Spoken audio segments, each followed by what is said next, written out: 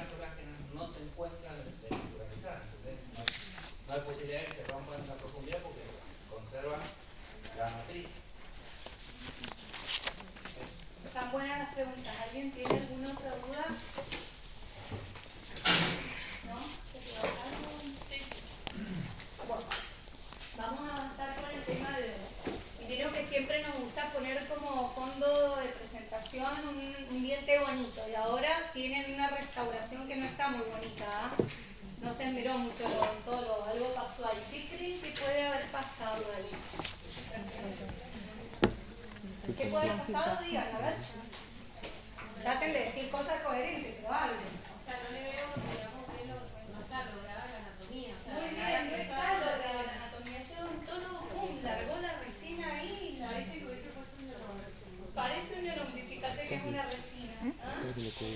Entonces, un poco lo que hablábamos al principio de adhesión, que la adhesión es una técnica muy delicada que requiere mucho cuidado en la manipulación de los materiales, en el respeto de los tiempos, en la técnica, esto de que hablábamos recién, de soltar, de cuidar de que tenga solvente suficiente, necesario el material, y de realizar, llegado el momento de restaurar, realizar una buena técnica, porque ahí largó la resina y que sea lo que Dios quiera, ¿no?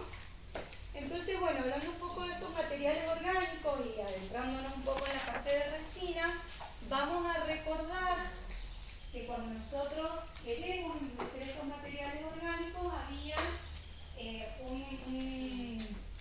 una reacción de polimerización donde era iniciada por un agente físico que era la luz que emitían nuestras lámparas. Esa luz lo que iba a hacer era actuar sobre los fotoiniciadores. Estos fotoiniciadores lo que generaba era el desdoblamiento de las dobles ligaduras de las cadenas de carbono para permitir que se unieran, ¿sí? Y ahí, en esa activación, se empezaban a mover, entonces había un movimiento de propagación hasta que lograban unirse. Ya cuando se unen, esos monómeros se transforman en polímeros y decimos que hay una finalización de esta reacción de polimerización. Podemos hablar que en esta reacción de polimerización hay dos fases importantes. Una fase pregel, que habíamos dicho, esto es un poco trayendo todo lo que hablamos en la clase anterior, ¿sí? Una fase pregel, que dijimos que era cuando estos monómeros se empezaban a trasladar, a desdoblar las dobles ligaduras. Ese desdoblamiento generaba una liberación de energía y esa liberación de energía podía ser disipada porque la masa todavía estaba en estado plástico, ¿sí? Nuestra resina compuesta todavía está blanda. ¿Vieron como cuando la sacan del envase, que es blandita? Todavía está blandita. Pero eso dura tan pocos segundos que nosotros tenemos que valernos de herramientas para prolongar esta fase pregel. ¿Por qué? Porque después de esta fase pregel el material ya endurece. Y van a encontrar en los libros que habla de una fase postgel, cuando ya esta masa de monómeros empiezan a unirse, a formar los polímeros, está dura y esta dureza del material no permite que se disipen las tensiones, quedan concentradas. A pesar de que esté dura, sigue habiendo movimiento en el interior de la masa, ¿sí? Sigue generándose esta reacción de propagación, buscando la finalización que sería el resultado final, la polimerización. ¿Y qué pasa? Estas tensiones que no se logran disipar, sabemos que quedan ahí tensionando la interfaz diente-material o al sustrato. El sustrato sería el diente, a las paredes del diente. ¿Quién está en la interfaz diente-material de restauración? En este caso, que sería la resina compuesta. El sistema adhesivo. Entonces, quien va a sufrir las consecuencias de estas tensiones va a ser el sistema adhesivo. ¿Hasta ahí vamos bien? Bueno, un poco trayendo la fotito esta que nos graficaba en la foto de la izquierda, estos puntitos verdes, digamos, que están dispersos, acá se empiezan a movilizar, ¿sí? Propagándose, y acá ya se unieron, ya está la reacción de polimerización. Entonces hablábamos de que nosotros queríamos prolongar esta fase Krebs para que estas tensiones logren disiparse el mayor tiempo posible. Y nos valíamos de las funciones que traían las lámparas, que podía ser en rampa, escalonado, alejando o acercando la fuente emisora de luz, es decir, la lámpara. Recuerdan que cuando nosotros acercábamos la lámpara perdía potencia ese haz de luz, y esa potencia, al llegar con menos intensidad a la zona de trabajo donde yo quiero que se polimerice el material, va a hacer que llegue en forma como escalonada o en rampa, que es lo que buscamos, ¿ah? Que no lleguen los 1000, los 1200 miliwatts de una. Los pulsos, que eran emisiones de potencia en forma pausada, ¿sí? Se emitía, la pausábamos, eso hacía que se fueran activando de a poco los fotoiniciadores y desdoblando de a poco esa doble vía de luz. Y otra función de la que nosotros nos ayudábamos era cuando no tenían, porque nos ha pasado que hay lámparas que no tienen estas funciones. Entonces, como no tienen estas funciones, nosotros, bueno, nos valemos de eso, de alejarla y de acercarla, o en el caso de que ya tengo la preparación cavitaria, de apoyar la lámpara sobre una pared. Por ejemplo, si yo tengo una zona 1, que es lo que vamos a ver hoy, y yo puedo polimerizar el material a través de la pared vestibular o palatina, es decir, apoyando la lámpara, en vez de adentro, de hacerla llegar lo más cercano posible a través de la cavidad, incidir la lámpara a través de palatino vestibular, y esa pared de diente me va a bloquear la potencia que está emitiendo la lámpara y va a hacer que llegue con menos intensidad al material que quiero polimerizar. ¿Vamos bien hasta ahí? ¿Sí?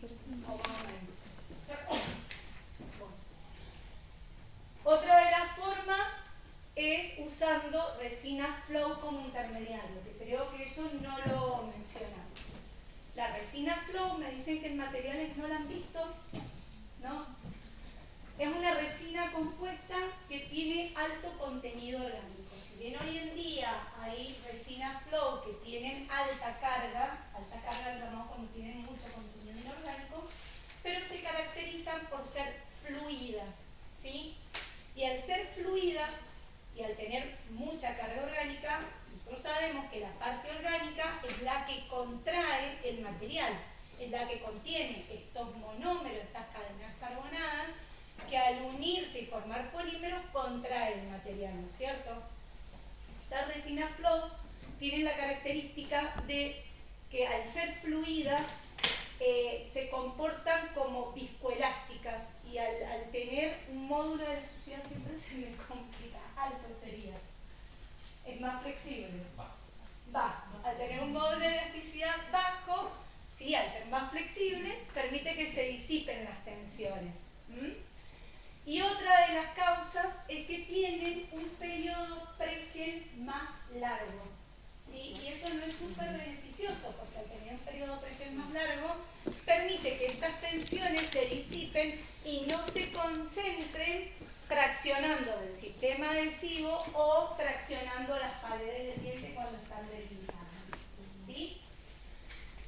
También habíamos hablado que había sistemas adhesivos que hoy en día la mayoría, no quiero decir todos porque no conozco a todos los sistemas adhesivos, pero los que vienen de última generación traen relleno inorgánico.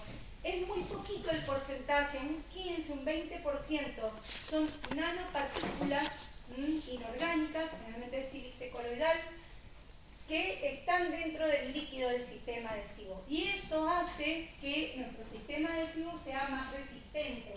Entonces, cuando quiere ser traccionado, tiene más resistencia mecánica a esa tracción. Otra de los manejos clínicos de los que nosotros nos ayudamos para que estas tensiones no se generen es estratificando la resina compuesta. Eso sí lo vieron en materiales, ¿no? Saben que ahora no les gustan más que digamos acopios, pero los sustratos, no sé cómo se dice ahora, los incrementos de resina, saben que tiene que ser de 2 milímetros, no mayores a 2 milímetros, porque por dos causas, porque la lámpara no alcanzaría a transformar la mayor cantidad de monómeros en polímeros, primero eso, y segundo, porque al ser tanta la masa no se alcanzaría a generar una buena polimerización. ¿Vamos bien hasta ahí? Acá vemos una resina flow que, bueno, por eso la puse, porque a lo mejor no la conocían. Es una resina fluida, tiene más consistencia que un sistema adhesivo, pero mucho más fluida que la resina compuesta. Y esto es lo que nosotros colocamos dentro del piso y las paredes de la preparación sanitaria en muy delgado espesor, muy delgado, hago referencia a menos de 0,5 milímetros, es decir, menos de medio milímetro es lo que colocamos de esta resina, ¿sí?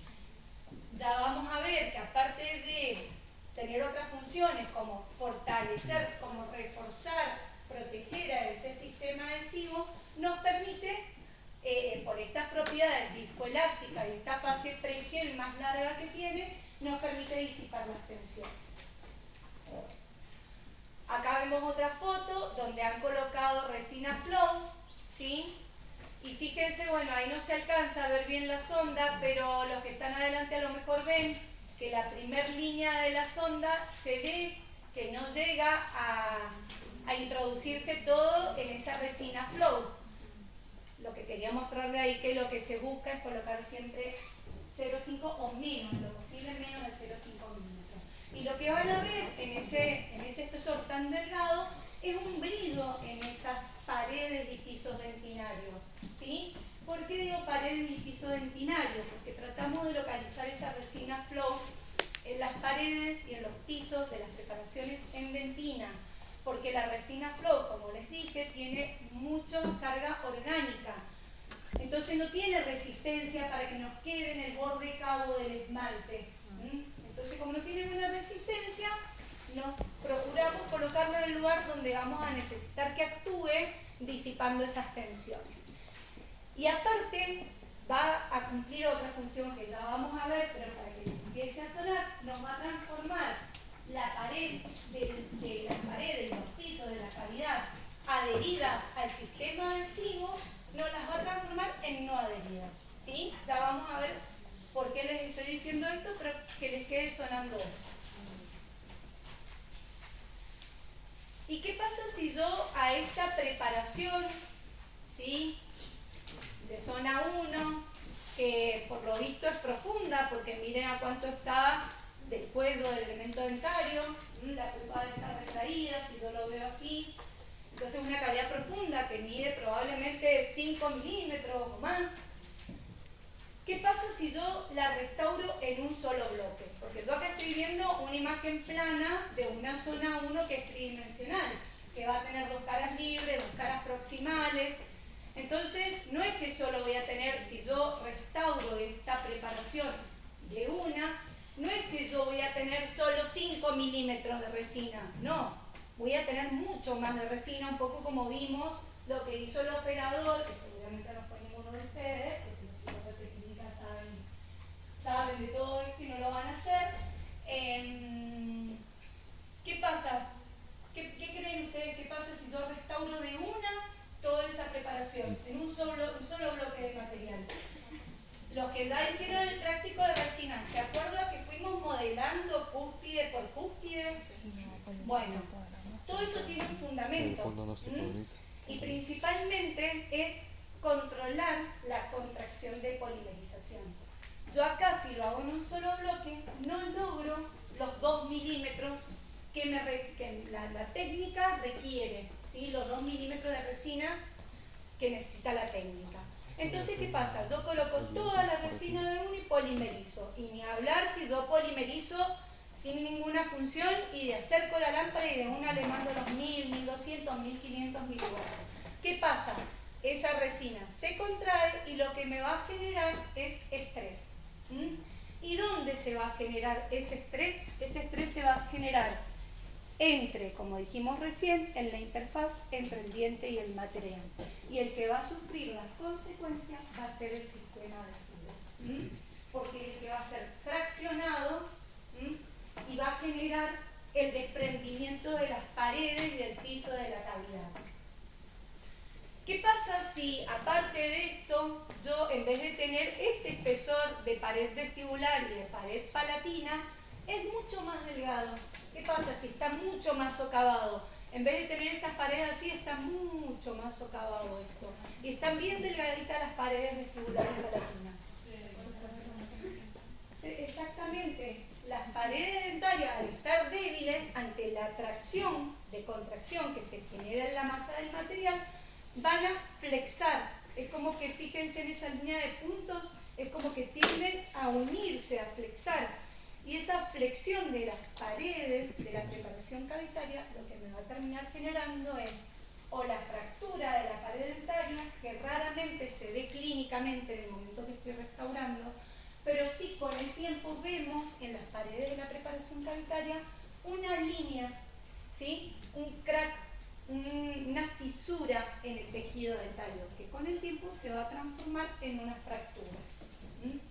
Entonces, yo tengo que ser muy cuidadoso con todas estas maniobras que ya hablamos del manejo del estrés de contracción, lámpara, usar una resina que sea como un intermediario elástico, adhesivos que tengan carga inorgánica, estratificar para que no nos genere esto. En la imagen de acá de la derecha solo era un gráfico donde acá queríamos graficar el tejido dentario, una pared de tejido dentario. Esta línea de puntos, esto en el medio que vemos acá, es el sistema adhesivo, y acá tenemos la resina compuesta. Al incidir la luz, veíamos que la resina se contraía, ¿sí?